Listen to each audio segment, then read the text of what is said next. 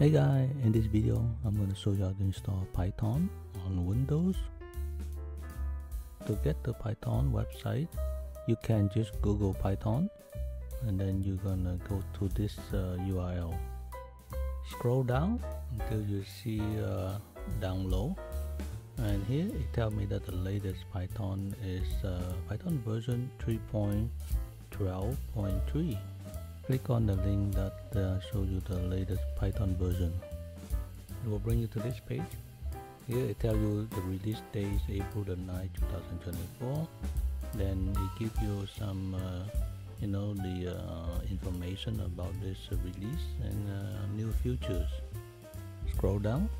Now you're gonna have a file, and they give you many versions for different operating system. For me it's Windows, so I'm going to choose the Windows installer 64-bit. So click on that link. Once downloaded, this is how it looks like. Click on the executable to start the installation. So it gives you a couple options here.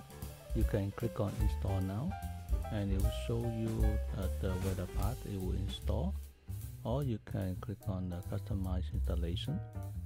In customize installation, it shows you this optional features, and they are checked.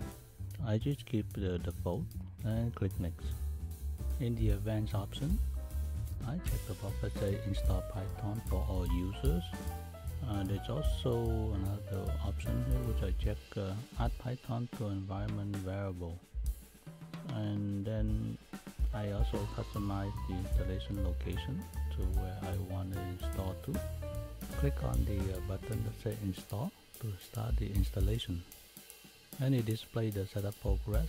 This is installing. The installation was successful, and now click on the button say close. In the Python installation folder, I can see all the files. The test is working. I open the command prompt and then type in Python space dash uppercase B, press enter. It shows me the Python version that you can install.